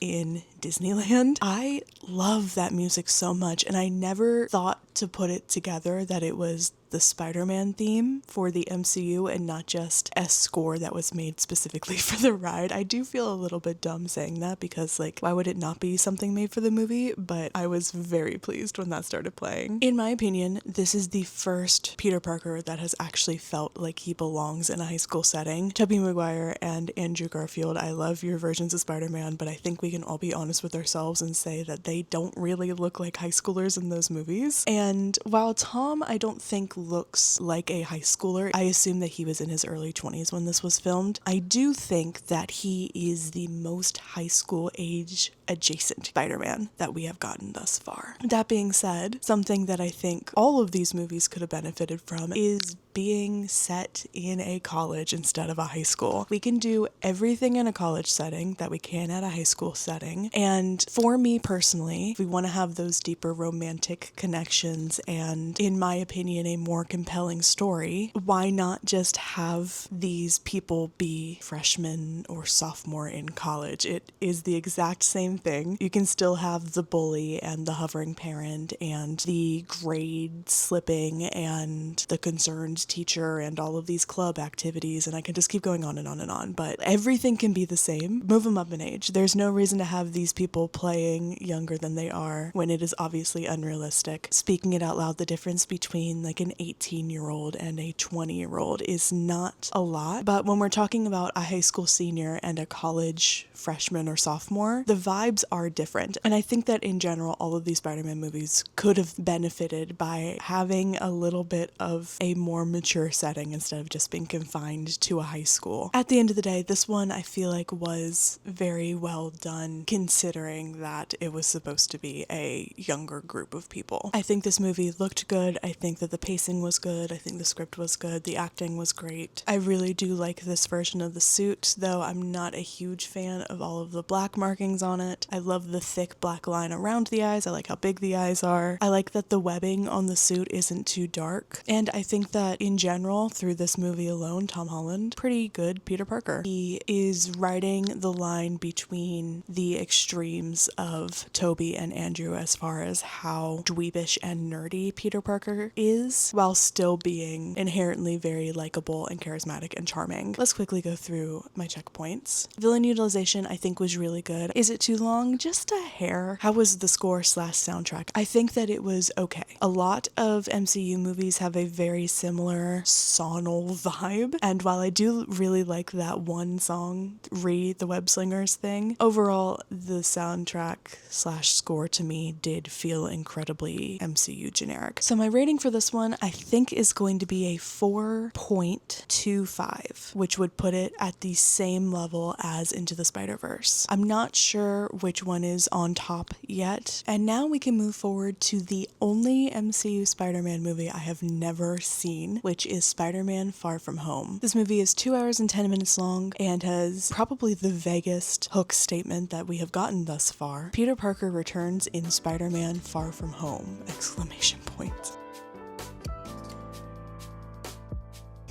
Far From Home sure was a movie, wasn't it? I, once again, am very conflicted about this one. Spider-Man Far From Home picks up after Avengers Endgame, so this is post-blip, where if you're familiar, half of the world was blipped out of existence by Thanos, and in Endgame, Avengers reversed the blip 5 years later. This movie follows Peter and all of the kids who are on his, I don't remember what it's called in the movie, but quiz bowl team, as they travel to Europe. During this trip, Peter devises a grand plan to tell MJ how he feels about her, but things obviously don't go to plan, and while in Europe, they run into some elemental monsters who are being fought by this alien being who has been dubbed Mysterio. After helping to fight off one of these elementals, Peter is grabbed by Nick Fury and asked, but more like told, to help Mysterio to defeat the other elemental creatures that are coming, and Peter very politely declines and goes back to his group, but basically immediately Nick Fury takes over and makes sure that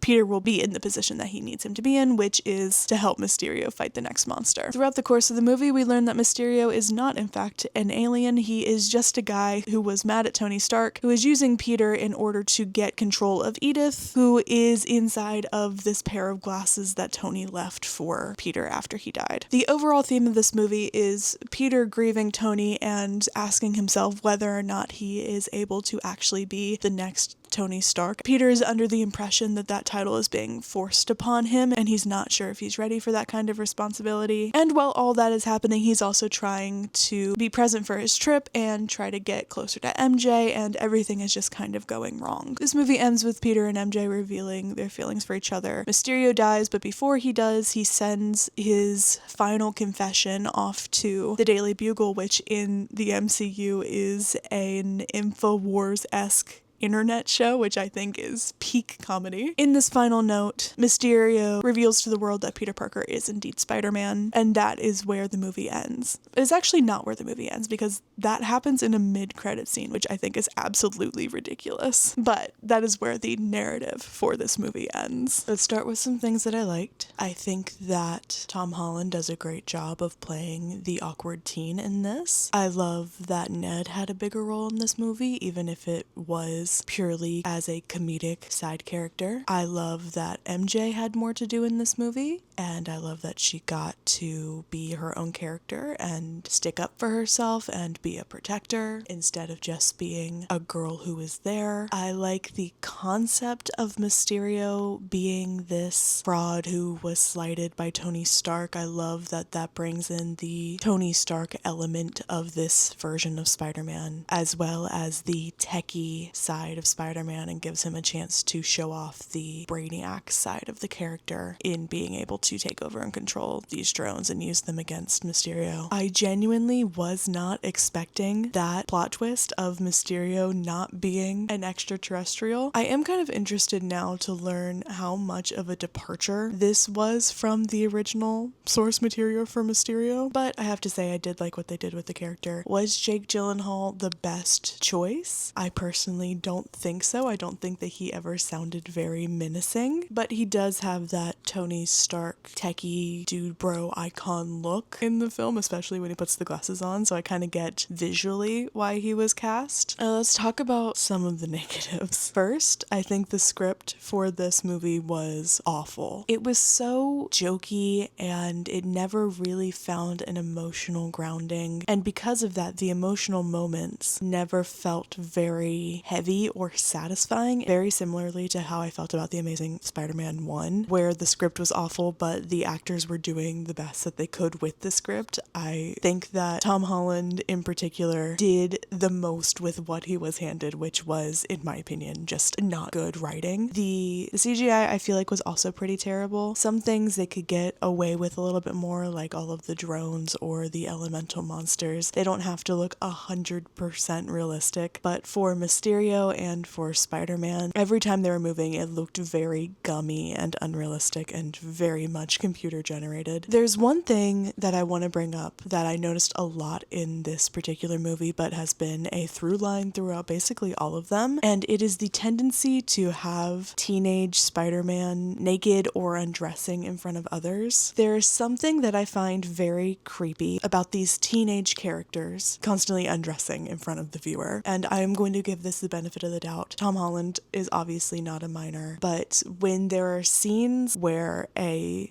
believe he's supposed to be 16 or maybe even 15 in this movie, who is faced with a woman straight up telling him to take his clothes off, it just feels very icky. There were several points in this movie like that, but that scene in particular, that was supposed to be the catalyst for this point of tension between Peter Parker and, what was his name, Brad. There are so many other ways that could have worked without sexualizing this character who is supposed to be underage. And yes, I understand they're playing it like a joke, it's supposed to be funny, but I just don't find the comedy in that, and I feel like it might be something that is overlooked a little bit because, one, Tom Holland is not a minor, two, it's a man, and those things for men are usually overlooked. I just can't help but think that for this movie, who would have had a lot of children watching it, what is that saying? You know what I mean? And maybe I'm taking it too seriously, maybe I'm being a stick in the mud. It just feels kind of yucky to me, and is another reason why I keep saying these movies could have been the exact same if they were in college. If we have that same exact scene, but Peter Parker is 20 or 21 years old, yeah, it's still weird, but it's not edging on Predator territory, to say it bluntly. Very quickly, let's go through the checklist. Villain utilization, I honestly think was pretty good. With a better script, I think that this could have been a really, really cool movie, but as is, it was a little bit lackluster. Was the CGI good? No, firmly this one is the worst of the two MCU movies I've seen so far. Is it too long? Yes, because there was a lot of my viewing experience that I didn't enjoy, but no, because I don't see anywhere where they could have really trimmed it out. So I guess no. How was the score / soundtrack? I really liked the soundtrack side of it, where they were using songs in different languages to denote when they switched from Italy to Austria and that type of thing.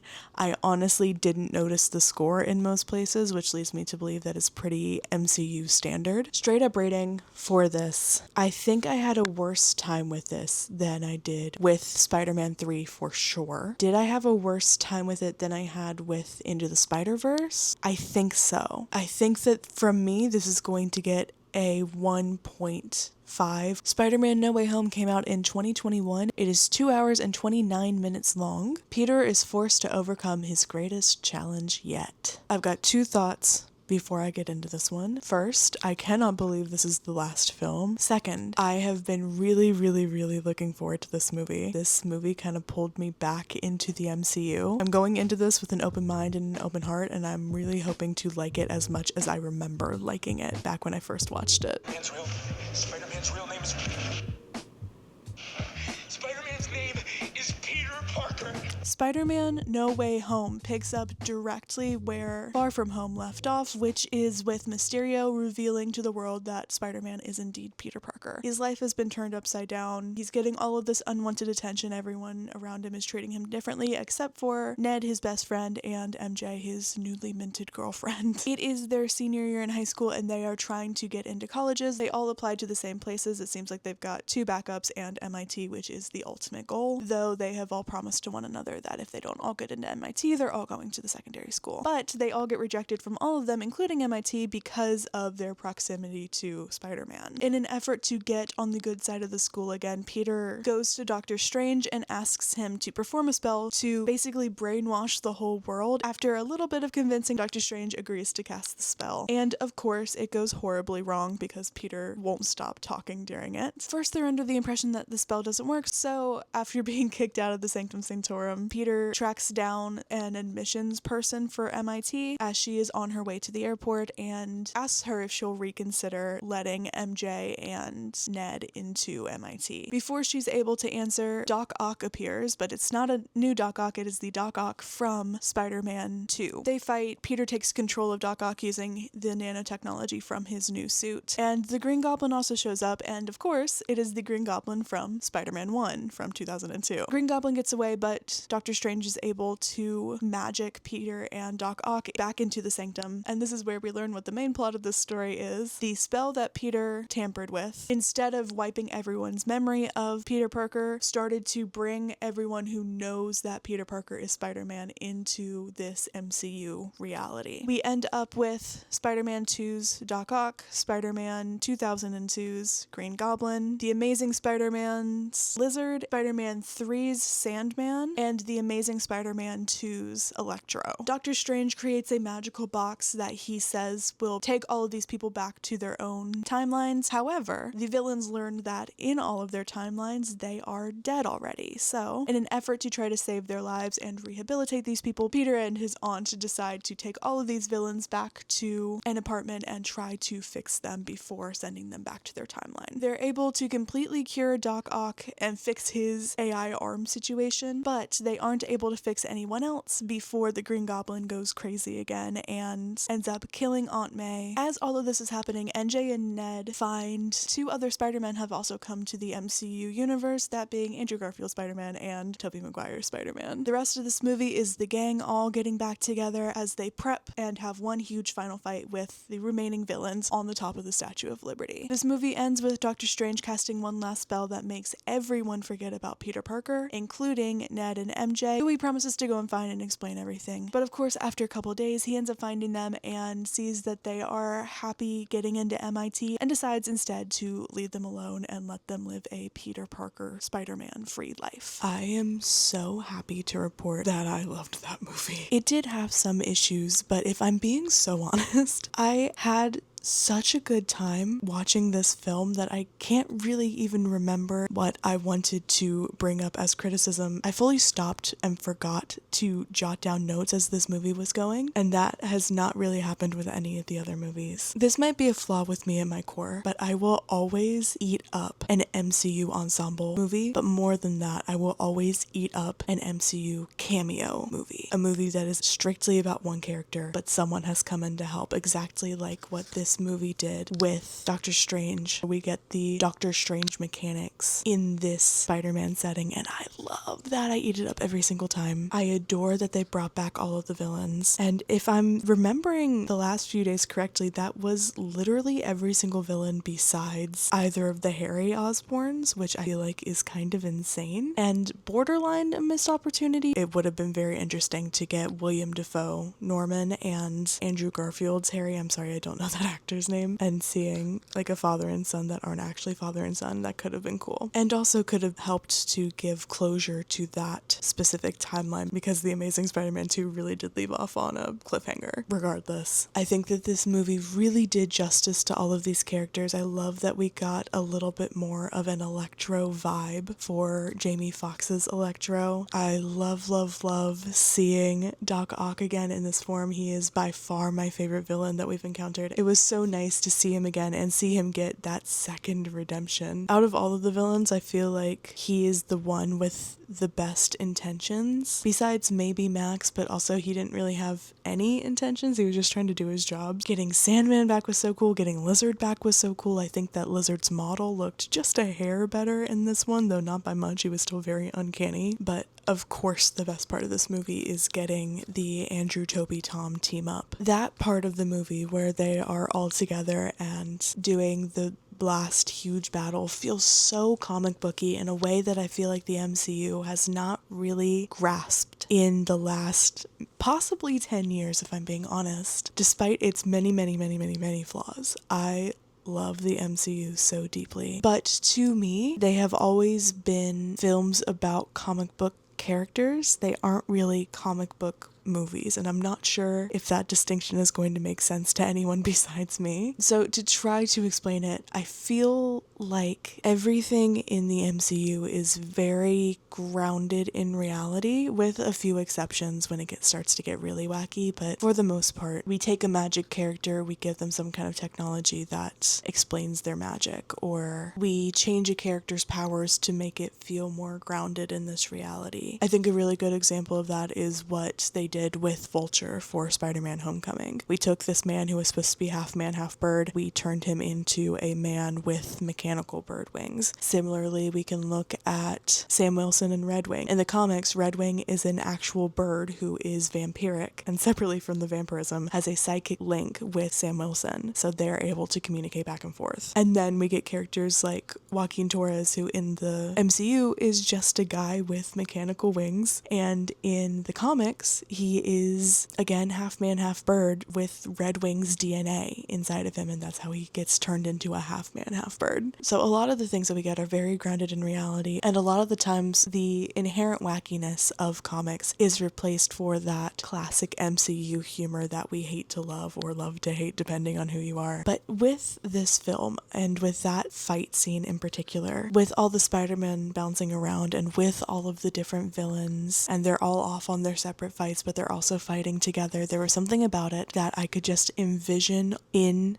comic book panels, and that is exactly what I want from these movies. The Sony Spider-Man movies captured them pretty well, but that's something that the MCU I feel like has really struggled with. I've completely forgot that Matt Murdock was in this. What I really, really want out of the MCU is to get a true New York team up with the Defenders and Spider-Man and all of the other New York centered heroes, because there are a ton of them. Even if it's just for a second, I feel like that could be so cool. I also feel like we got a little bit more of true Peter in this, and while we couldn't get a ton of it because this was still very high school coded, the little moments like in the beginning of the movie where he comes out of a sewer grate and then pulls the sewer grate back over the hole so there's not just a gaping hole in the street. That's something that happens in one of the previous movies. I can't remember if Andrew or Toby did it. Honestly, it could have been both of them. But moments like that I feel like are quintessential to these movies to show that Peter cares not only about the people in his direct vicinity, but also for the greater city. And I really hope in this coming movie for Tom Holland, Peter Parker, we get a little bit more of those moments of Peter Parker in the city, doing city stuff, showing that he cares about his environment. Let's quickly run through the checklist. Villain utilization, I think, was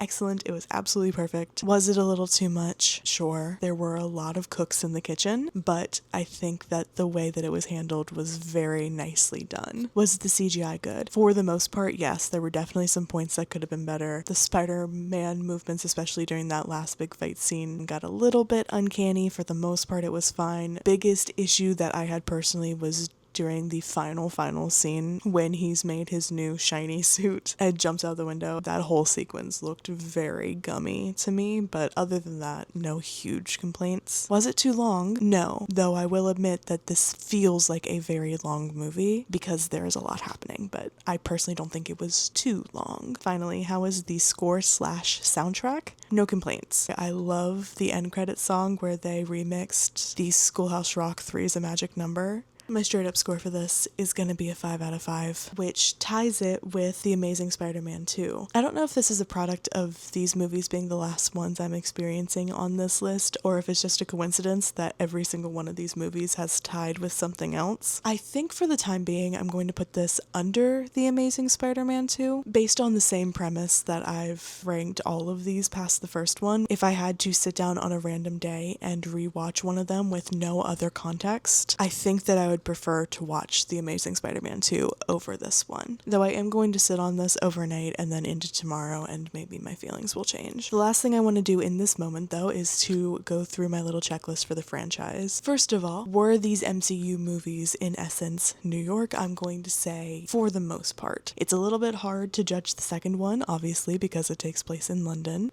/ Amsterdam / Prague / Paris. But overall, especially with the first movie and the last movie, they're both very New York. We get a lot of good New York moments, though we don't get, I don't think, any moments of the city helping Peter instead of Peter helping the city, which has been part of my criteria up until this point. Otherwise, I think this movie did a really good job of showcasing the city that surrounds Spider-Man. On that note, does this Spider-Man sound like a New Yorker? The accent is still very, very neutral. Do I like these spider mechanics? I'm sorry, but once again, it is a no. When I made that one of my criteria, I was fully convinced that more than one of them had organic webbing, but I guess I'm in the wrong for that. Other than the webbing, I feel like what he's able to do is very kind of standard throughout the rest of the Spider-Men, not including Miles, with the stickiness and the super strength and the dexterity and all of that good stuff. And do I like this suit? There are 3 or 4 different suits that he's in. I don't know that I particularly love any of them. The one that he's in the first movie is probably my favorite, although, like I said, I don't love the black detailing on it. I really don't like either suit that he was in for Far From Home. I don't really care for the Iron Spider suit, and we didn't get a great look at the spandex suit that he made at the end of No Way Home, but if it's got the same very small spider in the middle, it's probably going to end up pretty low on my list. Looking at him in this movie side by side with the other two, I don't love how far apart the spaces in the webbing are on specifically the suit that he was in for this movie. I'm learning that I like a little bit of a tighter web. Overall, I think that this franchise works really well in the context of the MCU, although I don't think I would ever go and watch it outside of that context. Like, I don't think that these movies in particular are ones that I will gravitate towards, just because they are so tied in with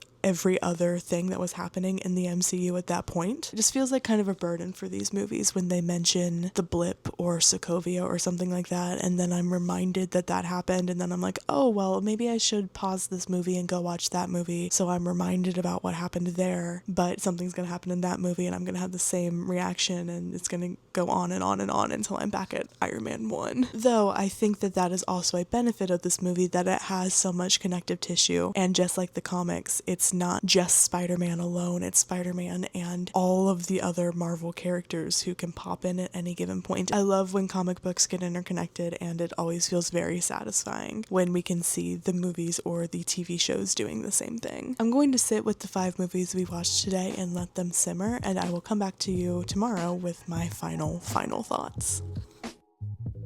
It has officially been 1 week since I finished all these movies. Before we go any further with this video, I think, need to issue an apology to the web slinger technology. In the past week that I've been sitting with the movies, I started reading an honestly unforgivable amount of comics. I've read so many Spider-Man comics over the past couple days. And what I've learned is that in almost every instance, Spider-Man uses web slingers. He does not have organic webs. There are a couple comics where he does, but for the most part, it's a Toby era thing. So I think that specific opinion is definitely in the wrong, although I do kind of still hold it. I can accept that is just part of Spider-Man. He does not have organic webs, and I will have to make peace with that in my own time. And this is why it's important to do research on things. And with that out of the way, we can actually talk about my ratings now. What I've just learned from this is that my ratings on these movies are not at all what the consensus seems to be, which unfortunately for me is usually the case. I feel like I look for different things when I'm rating movies, which is why I usually give the caveat in front of my ratings. When I go into most films, I'm not looking for peak last 100 years types of media. I just kind of want to be entertained. I think that maybe I was a little bit too nice to some of these movies. We could have had a lot more mid-range things, but also when I'm looking at my list, I'm pretty happy with where everything ended up. As always, media is extremely subjective, and by no means does the rating that I give a movie mean anything in the grand scheme of things. It's just what I personally think in this moment. Ask me 45 minutes from now and my opinion could change. And while we're talking about ratings, we might as well do our tier list. Here's what the tier list looks like in its entirety, and here's a quick look at how I rated everything. The last thing we need to talk about in terms of rankings is my superlative list. There's one very important thing that we need to do in terms of superlatives, and that is ranking the suits. I want to be as objective about this as I possibly can be, or as objective as my very subjective ratings can be. So I had my sibling compile one image of each suit. We are going to look at them all side by side. The reason I had them compile it is because I did not want to know which suit came from which person. I don't want my biases towards the characters to affect the rating of the suit. I do have these in groups of 3, so my first group are the black suits. This is the only one that I compiled on my own because I can very clearly tell which one is which. Out of these, I think pretty obviously Miles has the best suit. It feels a lot more personalized. I love the chunks of red that are on it. I specifically included his V1 suit, which I know that I like marginally more than his V2. As for the other two, I think the Night Monkey suit is hideous. I hate it. I hate the fingerless gloves. I hate the weird slouchy boots. The face mask is so weird. The body armor doesn't look right. There's nothing about this suit that I like. Toby's Venomized black suit I do like a lot more. I like how big and dramatic the eyes are. I think that the webbing looks really cool against this black. I think that the spider looks really cool. I wish there was a little bit more going on in the belt into the leg area, but overall, no complaints about this. But I think it's very hard to compare these black suits to the classic red and blue, thus why they are doing their own thing. The next slide, I am very confident in saying that the first two are Tom suits, just because of how small the spider is. I'm also pretty confident in saying that the middle one is the Homecoming suit, because I remember those black lines. I know I mentioned liking the larger black outline on the eyes. Looking at it directly next to a suit that doesn't have that big dramatic wing liner around the eyes, I don't know that I actually do like it. To go very quickly from left to right, I'm really not sure about anything happening on the far left one. I don't really like the spider. He's way too small. I really don't like the black with the red. I think that Spider-Man needs to be blue. I do like the detailing on the arms and how that transfers down to the torso area, but overall, not in love with this one. The middle one, I like a little bit more. I like that there are details on the pant leg that make it look a little bit less like one blob of color, but overall, I don't like the spider. I don't like the size of the eyes. It's better than the first one, which I know is also a Tom suit, but definitely not my favorite. This one on the right, it might be my favorite of all of them. I love the design of the webbing. I think that the eye size on this is perfect. I love the spider design on this. I like how the red transfers down the arm and it's not just a block of glove and shoulder. I like the subtle lines on the pant. I like the webbing on the boot. This to me is what I think of when I think of Spider-Man, specifically with red on the chest going down into a belt situation. To look at the last 3, again going from left to right, I feel like this first one is very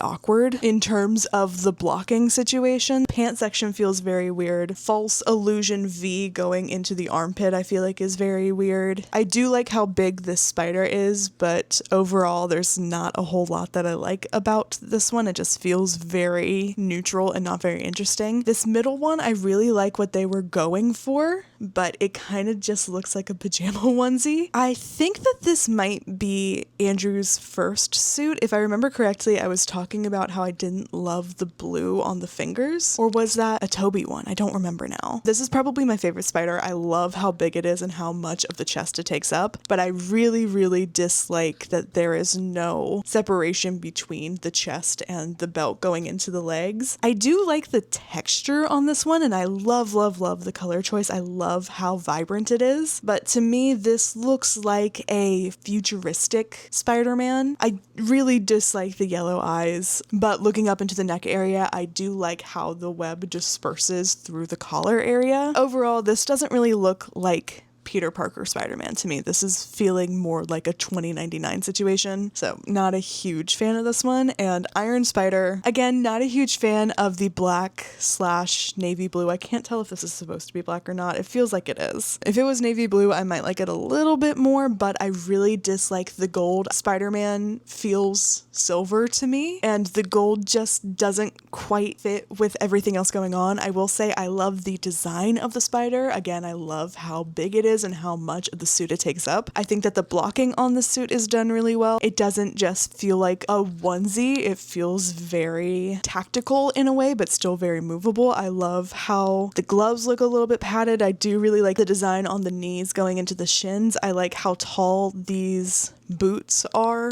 but I really, really don't like the coloring. My top 3 of the traditional colored suits is going to be third place, Iron Spider. Second place, the borderline futuristic onesie situation with the yellow eyes. And third place, what I think is the most classic Spider-Man with the belted web. If I were including the black suits, I think that I would probably take out Iron Spider and replace it with the Miles V1. But again, I don't think that it is super fair to compare the two, because at the end of the day, it's two completely different people. It's two completely different outfits. The suit that Miles has on is definitely inspired by Spider-Man, obviously, but it just doesn't have the same energy as the blue and red. Though, that is not to say I don't love it. I really do love his suit. I do have some additional superlatives just as I was going through my notes that I think will be fun to share. I would love for you to take this list and leave all yours in the comments so we can compare and contrast. My favorite movie is The Amazing Spider-Man 2. My favorite suit, as just discussed, is the Amazing Spider-Man 2 suit. My favorite setting for these movies ended up being Tobey Maguire's version of New York. I think that his city felt the most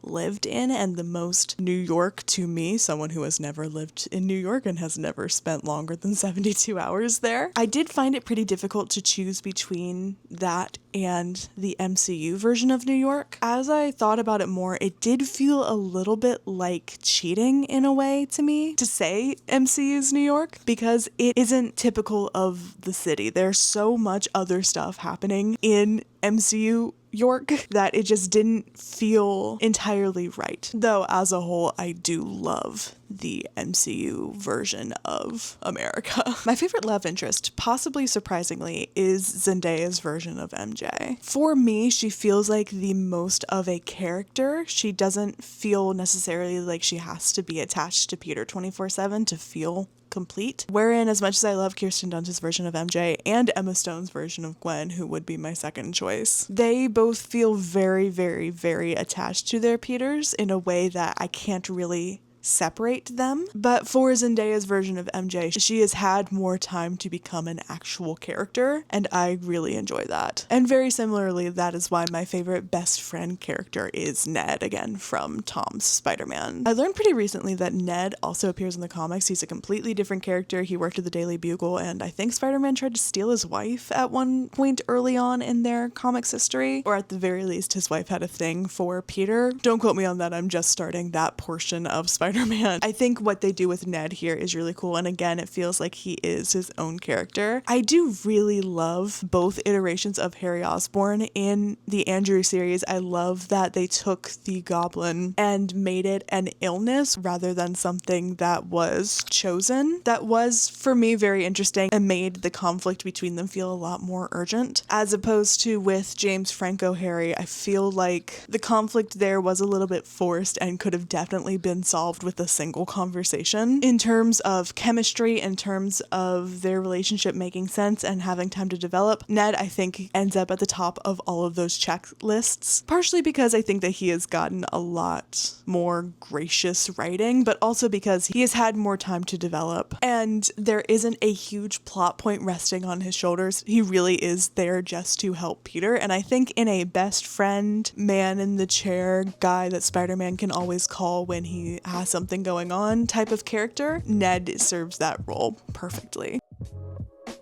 At the top of this video, I had one single question in mind. Technically, I had two questions. The first one, where the heck was that scene of Sandman in a semi-truck? But the second and more important one was, do I even like Spider-Man? And if my current choice of shirt can tell you anything, it is that I do indeed like Spider-Man. Finding superheroes that feel very human, I feel like, is getting harder and harder. But Spider-Man, in every iteration that I have experienced him in, both with all of these movies and with the small amount of comics that I've read in the grand scheme of things, he always manages to feel very human and very personable. And even when he's doing the wrong thing, there always seems to be a moral rightness. Peter always has good intentions, or he usually does. As we are getting grittier and grittier superhero properties, I think that Spider-Man feels very refreshing in a way to always have a character to come back to that is very approachable. And as much as I do love those grittier stories, sometimes it's nice to go into something knowing that you're not going to watch anything get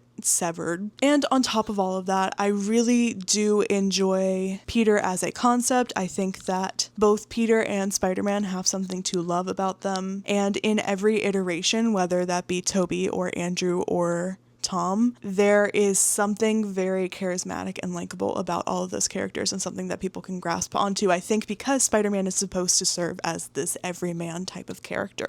Separately, I love how vast the Spider-Man universe is, and I love that we can get stories like Into the Spider-Verse and Across the Spider-Verse, where all of these different characters are coming together, and yes, they are extremely similar, sometimes in concept, sometimes in execution, sometimes in both, but there is something to love about almost all of them, and I have found at this point quite a few Spider people that I'm very interested in taking a deeper dive into. Aesthetics wise, settings wise, in terms of powers, in terms of the people surrounding him, there is so much that I've found that I really enjoy about Spider-Man, and I am so happy that I finally decided to sit down and do this, because it has led me into being really, really excited to dive more into the comics and some of the old animated shows and see what those are about. Part of the reason that I love doing these deep dives so much is because this content is so nostalgic for so many people, and as someone who did not experience a lot of this stuff growing up, it is so fun to see why people love these characters so much. And in the case of Spider-Man, I can definitely see why so many people have such a strong attachment to Peter Parker. With that, I think we're done here. Thank you guys so much for being here. I appreciate you so much. Please leave all of your thoughts in the comments. I would love to talk to you about your favorite Spider-Man or your favorite suit or your favorite setting or any thoughts you have. If there's something you think I should do a deep dive on, whether that be other Spider-Man characters, the games, the TV shows, some of the movies that we skipped, the Sonyverse movies, or just another character altogether, definitely leave that in the comments as well. If you want to find me other places, all of my short form links are in the description, and I think that I've exhausted everything that I could possibly say ever. So I'll see you in the next one. Bye.